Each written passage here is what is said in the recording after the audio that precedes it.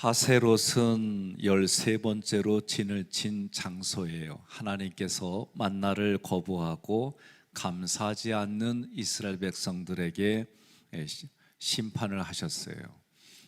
오늘 우리에게도 마찬가지입니다. 만나이신 예수 그리스도를 거절하면 구원의 기회가 없습니다. 그러니까 예수가 나의 그리스도입니다, 살아계신 하나님의 아들입니다, 이 고백은 우리에게 매일 매 시간마다 있어야 되는 거예요. 하나님께서 하늘에서 많은 양의 메추라기를 동풍으로 불어서 200만 명의 이스라엘 백성들이 먹을 수 있도록 떨어뜨려서 배불리 먹었어요. 높이는 2m 전후로, 그리고 한 사람당 15가마 이상 그렇게 가지고 갔단 말이에요. 그렇지만 탐심과 탐욕으로 가득한 이스라엘 백성들은 하나님의 뜻을 인정하지 않았어요. 그래서 그의 이빨 사이에 고기가 씹히기도 전에 심판을 받아 죽었습니다. 그게 기브롯 핫다예요. 그래서 기브롯 핫다의 뜻은 욕망의 무덤, 욕망을 장사 지냈단 말이에요. 오늘 우리도 마찬가지입니다. 사람의 생존을 위해서 필요해요. 이제 과학이 발달돼서 여러 가지 부분에 이전보다는 사람에게 건강에 장수하는 유익들이 많아요. 그래도 우리에게 소망은 어디냐? 하나님의 나라에 돼요. 하나님의 나라가 어디서부터? 지금 여기에서부터 내가 온전하지는 않지만, 완벽하지는 않지만 하나님의 나라를 내가 지금 여기서부터 누리며 살아간다라는 의식을 가지고 있어야 됩니다. 욕망의 무덤이라고 하는 기브롯 핫다처럼 우리가 매일매일에 하나님이 전부입니다, 예수님의 나에게 소망입니다, 성령님의 음성을 들으며 살아갑니다, 이것이 아닐 때에 갈라디아서 5장 24절의 말씀처럼 그리스도 예수의 사람들은 육체와 함께 그 정욕과 탐심을 십자가에 못 박았느니라. 아멘. 이것이 어제 우리에게 주는 교훈이었어요. 이 하세롯이라고 하는 단어는 하체르라는 단어에서 유래했어요. 이 하체르라는 단어는 담, 경계, 울타리, 동사로 쓰일 때는 울타리를 청하다, 경계를 청하다, 이런 뜻이에요. 그러면 하세롯에서는 어떤 사건이 일어났길래 이 단어가 이런 뜻이 있었을까? 이스라엘 백성들을 출애굽할 때의 선봉자는 누구냐? 모세입니다. 그래서 모세의 사명이 있고 아론과 미리암의 사명이 있어요. 둘 사이에는 다릅니다. 사명이 달라요. 아론과 미리암은 어떻게 생각했냐면 모세의 사명과 내가 같아, 이렇게 생각한 거예요. 당신의 사명이나 내 사명이나 뭔 차이가 있어? 그리고 당신과 나는 동등해, 이런 생각을 가진 거예요. 이 말을 들으신 하나님께서 세 사람을 회막으로 부르셨어요. 민수기 12장 4절 함께 봉독합니다. 여호와께서 갑자기 모세와 아론과 미리암에게 이르시되 너희 세 사람은 회막으로 나오라 하시니 그 세 사람이 나아가매. 아멘. 그리고 하나님은 모세의 사명과 아론과 미리암의 사명의 차이를 분명하게 말씀해 주셨어요. 그리고 정해 주셨습니다. 하나님께서 모세의 사명 울타리 안에서 아론과 미리암의 사명에 울타리가 있다, 이 차이점을 다르다는 것을 환상과 꿈을 통해 말씀해 주셨어요. 그리고 하나님이 직접 그들의 경계선을 말씀해 주셨습니다. 하나님께서 모세하고 직접 대면하여 말씀합니다. 민수기 12장 6절로 8절 함께 봉독합니다. 이르시되 내 말을 들으라. 너희 중에 선지자가 있으면 나 여호와가 환상으로 나를 그에게 알리기도 하고 꿈으로 그와 말하기도 하거니와 내 종 모세와는 그렇지 아니하니 그는 내 온 집에 충성함이라. 그와는 내가 대면하여 명백히 말하고 은밀한 말로 하지 아니하며 그는 또 여호와의 형상을 보거늘 너희가 어찌하여 내 종 모세 비방하기를 두려워하지 아니하느냐. 아멘. 하세롤에서 어떤 사건이 있었냐면, 진을 치고 나서 모세가 이방 여인 구스 여인을 취합니다. 민수기 12장 1절에 보면 모세가 구스 여자를 취하였더니 그 구스 여자를 취하였으므로 미리암과 아론이 모세를 비방하니라. 하나님께서 모세를 영적 지도자로 선택해서 그가 이스라엘 백성들을 가나안 땅까지 인도하는 그런 사명을 하나님이 주신 거예요. 그런데 미리암과 아론은 모세가 이방 여인 구스 여인을 취했다는 것을 보고 모세를 욕합니다. 그들이 가지고 있는 율법으로는 그럴 수 있어요. 그리고 그들 세계에서는 그게 공감을 얻어요. 대다수의 유대인들도 동의했습니다. 이것으로 미리암은 하나님의 진노를 받아서 나병에 걸립니다. 우리가 우리의 개인적인 생각, 우리들의 생각과 하나님의 생각은 다르다는 것을, 다를 수도 있다는 것을 알아야 돼요. 성경을 보게 되면 하나님이 그 당시에 하라고 하는 말씀에 불순종했다가 어려움을 겪고 나서는 자기들이 마음대로 올라가려고 하는 일들이 성경에 나와 있어요. 하나님이 약속했다 할지라도 그 시간 그 사람에게 정해지는 것은 다를 수도 있다는 거예요. 그러니까 우리는 어떻게 해요? 모세처럼 시간 상황마다 하나님께 어떻게 해야 돼요? 하나님께 어떻게 해야 돼요? 아니, 이렇게 꿀먹은 벙어리를 쓰면 안 돼요. 입을 열어서 부르짖어야 돼요. 이렇게 얘기해야 진짜 부르짖는 거예요. 오늘날 메타인지라고 하는 부분이 뭐냐면은, 얘기를 할 때는 들을 때는 내가 알아듣는 것 같아요. 알아듣는데 그거 정리해서 말해봐 그러는데 말을 못한다? 그럼 모르는 거예요. 이거 아셔야 돼요. 우리가 들을 때는 이해했어요, 알아들었어요. 그래, 그럼 무슨 내용을 했는지 얘기해봐. 글씨유. 그러면 뭐를요? 똑같아요. 이거 잘 아셔야 됩니다. 여러분, 떠난 사람은 정 주고 마음 주고 뭐 이런 얘기도 있지만 그거 의미 없어요. 지금 있는 사람이 내 사람이요. 동의하십니까? 지금 함께하는 사람이 내 사람이요. 왜 과거에 연연해요? 성경 보세요. 너희를 과거를 기억하더라도 뭘 기억하라? 애굽에서 너희를 건져내신 하나님을 기억하라. 40년 동안 너에게 먹여주고 입혀주고 너희와 함께한 하나님을 기억하라. 믿으면 아멘 하시기를 바랍니다. 인생은 지난 것은요, 일장 도루묵이요. 지금 내가 대신 과거에 어떻게 해주었느냐, 그것이 내 안에 감동으로 쌓이는 거지요. 유대인들도 그렇게 동의를 했지만 결과는 하나님께서 미리암에게 진노하셨어요. 그리고 나병이라고 하는 것을 주셨어요. 나병 걸립니다. 이 사건은 하나님께서 자기의 판단으로 타인을 정죄하는 불신앙을 정결하게 하는 거예요. 여러분, 성경을 우리가 구약의 모세오경을 읽으면서 기억할 것은 율법과 예절의 옳고 그름으로 접근하면 다 망합니다. 뭘로 접근해야 돼요? 하나님의 말씀하신 말씀과 이 말씀에 순종하지 못하는 불순종과 악이라고 하는 관점에서 접근해야 돼요. 그렇지 않으면 오늘날 내가 생각하고 있는 가치의 기준, 율법의 기준, 내가 지금까지 경험한 삶의 근거를 가지고 성경 말씀과 부대낄 수밖에 없어요. 이게 오늘 우리들이 적용할 때에 조심스럽게 적용해야 될 이유입니다. 자기 판단과 충고는 항상 자기의 옳고 그름입니다. 그러니 그것이 결과는 뭐예요? 나는 옳고 당신은 잘못됐다라고 말하는 게 그 현장이에요. 하나님의 말씀이 임하면 때로는 생각지 않게 하나님의 말씀이 나로 하여금 참아내게끔, 참아야 되게끔 이런 상황도 돼요. 우리가 이웃과의 관계 속에서도 내가 충고를 해주고 싶은데 하나님의 전달하고 하기 전까지는 하지 마세요. 내가 은혜를 받았어요. 하나님의 은사를 줬어요. 그 은사를 통해서 그 사람에게 말하라고 하기 전까지는 하지 마세요.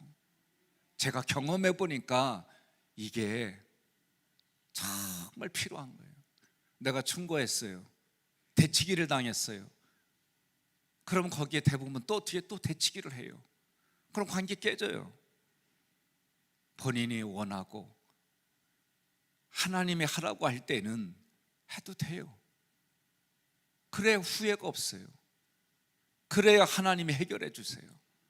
그러나 자기 판단으로 해놓고 자기가 문제를 만들어 놓고 상황을 어떻게 걷잡을 수 없는 상황이 되면 대부분 관계가 어떻게 돼요? 깨져요. 한번 생각해 보겠습니다.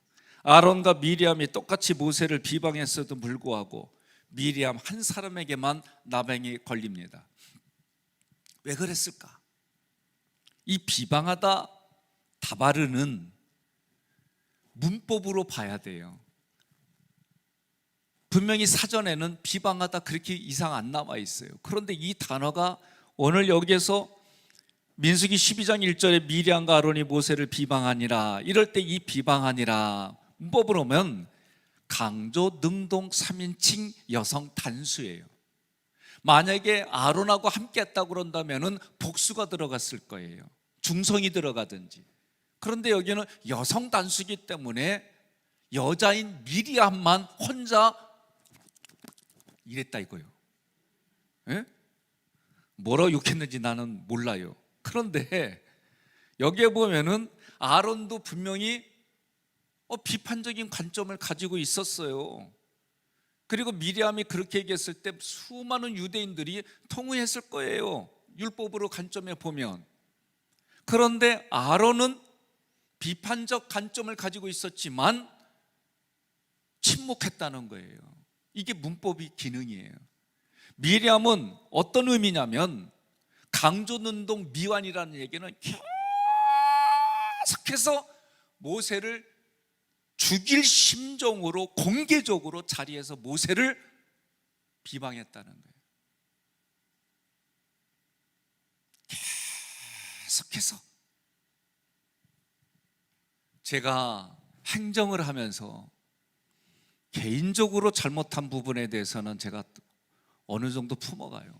그러나 공개적인 자리에서 교회의 근거를 흔들 정도로 행정에 되면 저는 공개 사과시킵니다. 잘 들으세요. 이런 일들을 안 하니까 자기 마음대로 하고 함부로 하고 자기는 마음대로 하고 너는 용서하고 너는 품어야 돼, 이런 말들을 함부로 해요. 성경을 보세요. 그런 게 어디 나와 있어요? 밖에 일반 사람들은 마음대로 행동하고 니네는 교인이니까 니네는 품어야 돼, 그런 게 어디에 나와 있어요? 착각하지 마세요.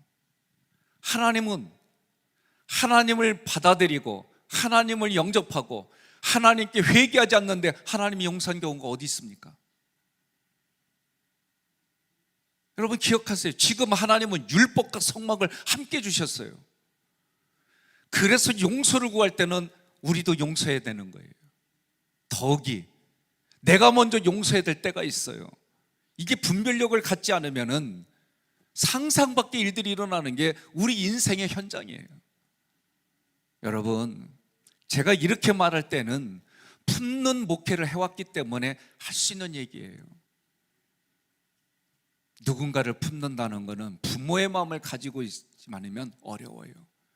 부모들이 일방적으로 다 품어주면 자녀들을 건강하게 자랍니까? 형편없이 자랍니다. 오늘 하나님은 왜 율법과 성막을 갖추셨느냐 깨달아야 돼요. 위치가, 여러분들의 직분이 다른 사람보다도 더 많이 해야 될 위치에 있다고 한다면 더 심각하게 생각해야 되는 거예요. 그래서 성경을 보면 성장하고 성숙할수록 그 사람의 언행에 있어서는 존경받을 자리에 나아가야 되는 거예요. 옆 사람에게 인사합시다. 찔려도 웃으며 들읍시다. 네? 지금 미리암은 이 비방한다는 이 단어가 아론도 같이 그런 관점을 가졌지만 공개적인 자리에서 완전히 그 사람을 흔들어 놓고 그 사람의 역할을 감당하지 못할 정도로 계속해서 그렇게 하는 건 내 마음속에 모박을 잡는 거예요. 나는 옳고 너는 잘못됐다고 하는 미리암의 그 모습이 하나님이 어떻게 했습니까?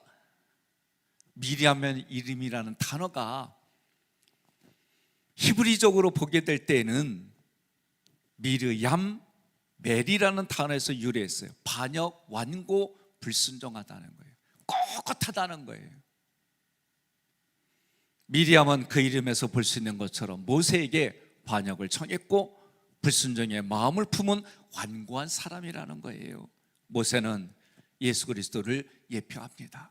결국 모세를 반역했다는 것은 예수를 반역했다는 그런 의미가 되는 거예요. 이 모습은 자신의 방법대로 하나님께 나아가는 이들입니다.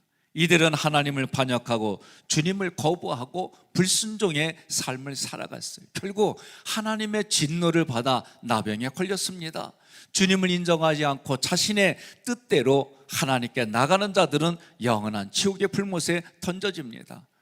우리는 이런 걸 보며 하나님 앞에 머리 숙이고 겸손하게 나는 어찌하오리까, 우리는 이런 자세를 택해야 돼요. 이런 상황일지라도 판단합니다. 이런 상황일지라도 비판합니다. 예수님은 말씀합니다. 남을 정죄하는 사람들에게 이야기하는 거예요. 마태복음 7장 1절과 3절에 비판하지 말라는 거예요. 오히려 너의 눈 속에 있는 들보를 깨달으라는 거예요. 오늘 우리는 이런 자세가 지금을 살아가는 우리에게 필요한 거예요. 미리암이 나병에 걸립니다. 나병에 걸린 미리암 혼자만의 문제가 아니에요. 어떻게 됩니까? 7일 동안 이스라엘 백성들이 함께 가나안 땅으로 가지 못하는 거예요. 민수기 12장 14절로 16절 함께 봉독합니다. 여호와께서 모세에게 이르시되 그의 아버지가 그의 얼굴에 침을 뱉었을지라도 그가 이레 동안 부끄러워하지 않겠느냐. 그런즉 그를 진영 밖에 이레 동안 가두고 그 후에 들어오게 할지니라 하시니, 이에 미리암이 진영 밖에 이레 동안 갇혀 있었고 백성은 그를 다시 들어오게 하기까지 행진하지 아니하다가 그 후에 백성이 하세롯을 떠나 바란강에 진을 치니라. 아멘. 기억하세요. 내 앞에 광야가 있으면 내가 원망하고 불평한 날 곱하기, 성경은 이스라엘 백성이 40일 동안 정탐한 것에 대해서 원망과 불평하고 심지어 애굽이 좋다 말이에요. 심지어 지도자도 바꿔버리자 말이에요. 이렇게 했어요. 그랬더니 곱하기 1년씩 했어요. 오늘 꼭 기억하십시오. 내가 원망하고 불평해서 벗어나지 못한다면 곱하기 하루일까? 곱하기 한 달일까? 곱하기 1년일까? 곱하기 평생일까? 내 앞에 광야가 있는 것과 내 뒤에 광야가 있는 인생은 다를 수밖에 없는 거예요. 인생적으로 보험을 만들고 연금을 만들고 실비를 만들고 한다 할지라도 필요 없다는 게 아니에요. 필요해요. 하나님이 도와주시지 아니하면 아무런 의미가 없음을 깨달으시길 바랍니다. 오늘 우리가 이 말씀을 통해서 기억해야 됩니다. 판단하고 비판하고 청구하고 탐색하는 일들은 결국은 모두를 망하게 하는 거다. 자신의 위치와 신분을 확인해야 됩니다. 날마다 예수 그리스도의 구속의 은혜 안에 있어야만 됩니다. 그래야만 주님이 세워주신 그 모든 것을 누릴 수가 있어요. 너와 내 집이 구원을 받으리라. 나를 통해서 교회가 날마다 죄인을 부르러 온 교회이지만 그 교회가 그 지역에 예수 그리스도의 피로 세워주신 교회가 예수님이 머리가 되고 우리는 그분의 몸이 돼서 지체가 돼서 날마다 하나님께로 돌아오는 영혼들이 넘쳐나고, 오히려 구약에서는 율법을 받은 날 우상 숭배함으로 3,000명이 죽었지만 신약에 와서는 성령이 임함으로 모세가 성령 받고 설교를 하니까 3,000명이 살아나는 일들이 있었던 것처럼 하나님 오늘 우리를 살려내고 살아있는 자로, 그것을 하는 능력 있는 자로 나를 세워주심을 믿으시고 매일매일의 삶에 부대끼는 일들이 있을지라도 하나님이 나와 함께 해주시고 이기게 해주시고, 지금은 내가 이것을 감당하지 못하더라도 하나님이 나와 함께 해주심으로 이것을 감당하게 해주시는 현장이 우리에게 펼쳐짐을 믿으시기를 바랍니다. 특별히 여러분들이 교회의 가장 기본 단위인 속회에서, 그리고 선교에서, 그리고 우리가 교구별로, 그리고 교회 공동체 속에서 하나님이 세워주신 그 직분에 맞추어 역할을 감당하고 합력해 선을 이루는 하나님의 공동체로 여러분들이 함께 갈 때에 우리 교회에 하나님이 부어주신 100배의 복이 개인으로부터 교회에 이르기까지, 그리고 이 주변으로 흘러 넘치기를 간절히 소망하며 축복합니다.